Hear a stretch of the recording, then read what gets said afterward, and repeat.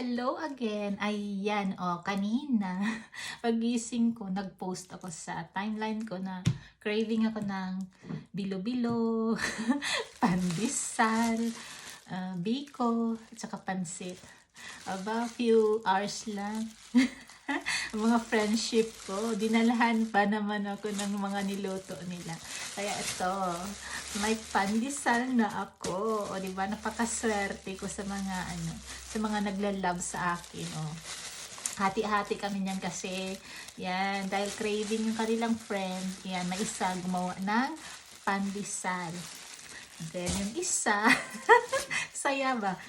Gumawa ng biko. Sarap, tingnan niyo guys. Tingnan niyo guys, biko. Ang daming yung niyog. Ano ba yan? Yan, basta.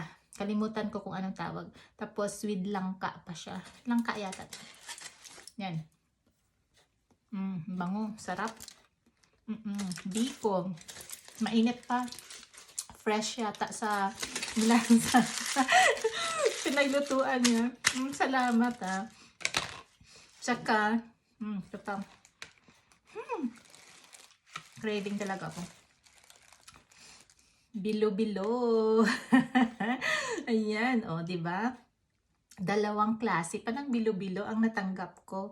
Kasi, dalawa ang nag-respond na mayroon silang bilo-bilo. Kaya, yung isa, ito, yan. Diba? So, marami akong bilo-bilo ngayon.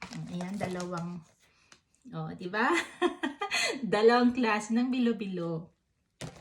Kulang na lang is yung isa, yung pansit. Pero okay lang yun. Anytime makagawa tayo ng pansit. Pero ito, bilo-bilo.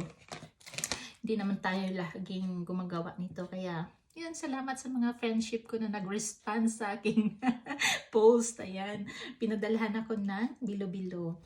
At saka sa driver. Sa driver na nag-house to house to pick up sa mga bilo-bilo. At saka, dito. Thank you talaga at dineliver mo pa sa bahay. Diba? Ganun ang mga friendship ko mag-respond.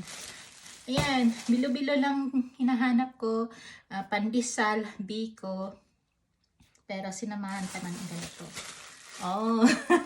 Mga dried fish. Diba? Saan pa kayo niyan? Tayo mga Pilipino lang ang makarelate nito.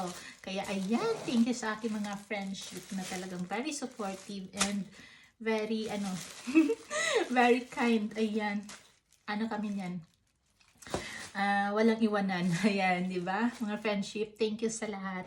Salamat sa inyo sa sarap na pagkain. Mayroon na akong bilo-bilo, biko, pandesal, yan, at saka daing. Craving ang inyong madam. So salamat uli and thank you for sharing this foods. Okay, thank you, love you all, bye bye. Thank you guys for watching.